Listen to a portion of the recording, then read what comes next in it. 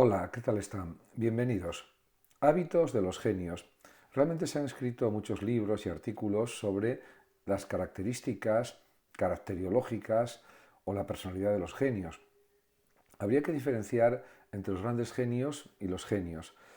En mi opinión, los grandes genios de la historia pues, se pueden encontrar, por ejemplo, en la historia de la filosofía, en la historia de la ciencia y en otras muchas disciplinas y conocimientos, por supuesto, también en el ámbito de la música, del arte, etc. Hay muchísimos genios o grandes genios si analizamos las obras artísticas o las obras filosóficas, que también son artísticas en cierto sentido, o las producciones científicas, los inventos de grandes inventores, etc. Pero yo diría que una de las cuestiones fundamentales en relación con los hábitos de los genios es precisamente su disposición a esforzarse al máximo, a dedicar muchas horas a sus inventos, a sus creaciones, a su actividad creativa, en definitiva, y luego también tener pues, una gran imaginación, una gran perseverancia, una gran constancia y no desanimarse nunca ante posibles fracasos, a complicaciones, etc. De esa forma, pues se pueden producir obras geniales, se pueden desarrollar carreras geniales y sobre todo se puede dejar, diríamos, un impacto en la civilización, un impacto en las generaciones futuras y también, diríamos, en el presente. En ese sentido, pues es verdad que se han escrito muchas cuestiones referidas al análisis de lo que es un genio. Yo diría que habría que diferenciar entre talento y genio. Talentos o fortalezas para algunas actividades las tenemos todos. La cuestión es que hay que desarrollarlas dedicando muchísimas horas de esfuerzo, de trabajo. Como decía Charles Chaplin, este gran cómico, Charlie Chaplin, pues él decía que el genio es cuestión de trabajo, trabajo y más trabajo, de muchísimo trabajo. De hecho, también se han publicado libros en relación con que para hacerse un experto en alguna disciplina hace falta 10.000 horas de dedicación. Y yo creo que está en lo cierto, pues esta definición de lo que es un experto en alguna cuestión, en alguna disciplina, en alguna tarea. En definitiva, si analizamos las obras de grandes filósofos como por ejemplo Aristóteles, Platón, Pitágoras, Kant, Descartes, Sócrates, etcétera, Spinoza, Leibniz, por ejemplo, observamos este tipo de planteamientos. Leibniz, por ejemplo, escribió durante su vida unas 200.000 páginas, a razón de 10 páginas diarias escribía y leía muchísimo. Era un polímata Leibniz, vivió pues gran parte del siglo XVII y principios del XVIII, ya que murió en 1716. En su tiempo él leyó muchísimo, leía vorazmente, de todo tipo de conocimientos, de matemáticas, de derecho, de teología y de otras disciplinas. En ese sentido, luego tenía una forma peculiar de escribir Leibniz, muy positiva también, que era que hacía extractos de lo que leía y luego a partir de ahí desarrollaba, pues primero doblando una hoja por la mitad y luego hacía pequeños análisis, luego los análisis iban creciendo con más ideas que se le ocurrían, como resultado de su gran memoria, de su gran imaginación y de sus numerosas lecturas, y al final algo que había escrito, que ocupaba pues medio folio, se convertía a lo mejor en un escrito de 50 páginas, de 100 o de más páginas. En ese sentido, no era una escritura lineal en el sentido habitual de la composición escrita, pero también era muy efectiva esa forma de escribir de Leibniz. Por otra parte, Kant pues también leía muchísimo, tenía una gran imaginación y tenía una gran facilidad para escribir, para, por supuesto, explicar sus conocimientos en las clases de la Universidad de Königsberg, etc.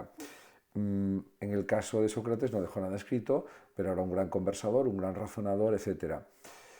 Si pensamos en Aristóteles, en el Liceo, pues según las últimas investigaciones, tenía 10.000 manuscritos o pergaminos o rollos que fueron leídos por el propio Aristóteles y que pertenecían a la biblioteca del Liceo, como ya dije, y que sirvió para otros que los pudieran leer después de la muerte de Aristóteles, ya que al frente del Liceo continuó su gran amigo Teofrasto, que era fundamentalmente botánico, pero escribió también libros de filosofía.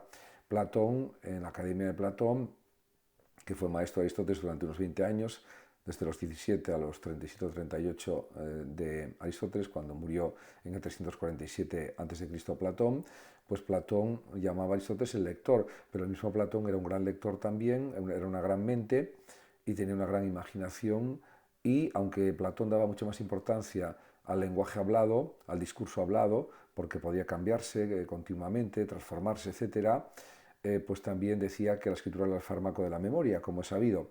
Pitágoras también creó una comunidad dedicada al estudio y a la investigación de la matemática y de la filosofía, influyó mucho en Platón y en otros pensadores, y realmente pues también es una muestra de una obra genial y también de una dirección de una especie de comunidad pitagórica de tipo místico, religioso y también filosófico y matemático, que influyó mucho en la historia del pensamiento también.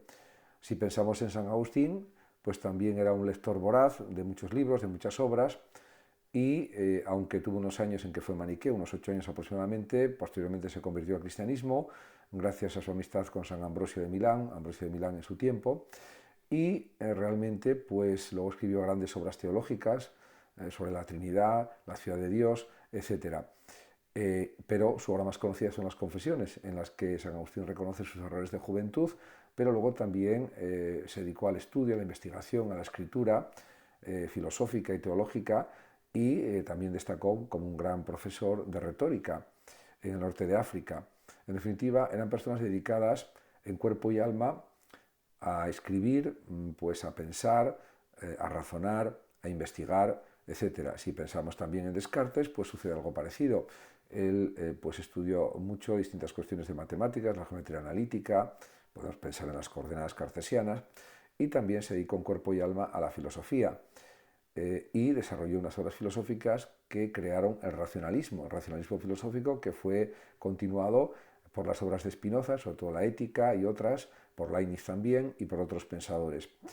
En ese sentido, pues también podemos pensar en Tomás de Aquino, en la Edad Media, que durante el siglo XIII, aunque tuvo una vida relativamente corta, unos 49 o 50 años aproximadamente, porque no se sabe con certeza el año de nacimiento, se cree que nació en 1225, pero otros dicen que nació en 1224. En cualquier caso, escribió durante unos 20 años unas 20.000 páginas de alta filosofía y alta teología y alta metafísica, que es también filosofía.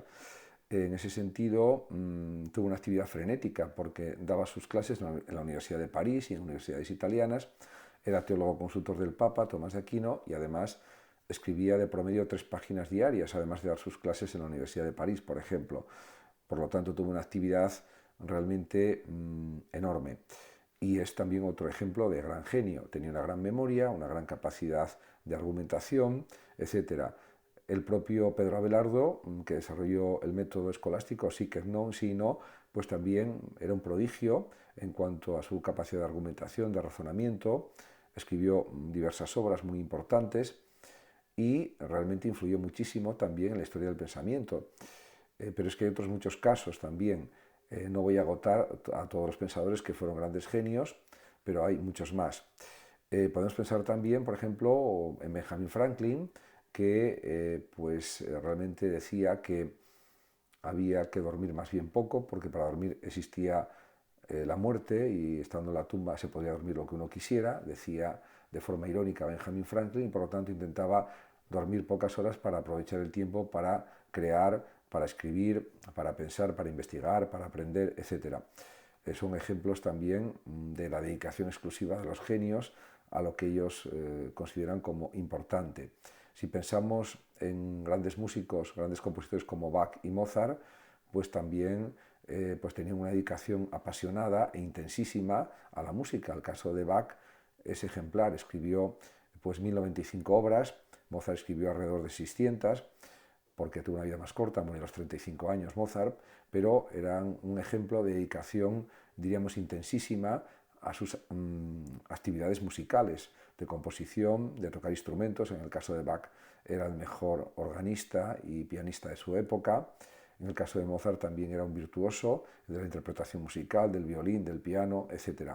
En definitiva, son ejemplos en los que podemos darnos cuenta de cuál es la conducta de los genios o cuál es la conducta exigida para llegar a ser un genio o un gran genio. En el caso de Napoleón, gran parte de su vida durmió 2 horas, 4 horas diarias, y lo hacía para tener más tiempo, porque era un organizador nato, un estratega nato, y era un minucioso administrador de su tiempo.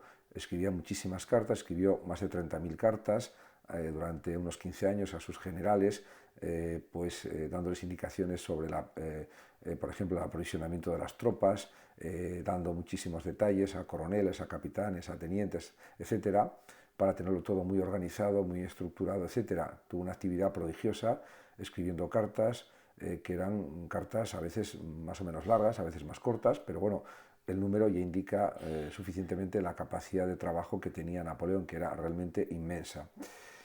Y puedes pensar también, por ejemplo, en Edison, un gran inventor, que también destacó diciendo, además de por crear unos 1000 inventos, señalando que el genio o la genialidad es un 99% de trabajo y un 1% de inspiración. Podemos pensar también en Balzac, un grandísimo escritor, que pues realmente escribía durante una parte de su vida bastante extensa, un promedio de 30 o 40 páginas diarias, que es muchísimo, y lo hizo para cobrar más dinero como escritor porque cobraba por cantidad de páginas escritas, y estamos hablando de la primera mitad del siglo XIX.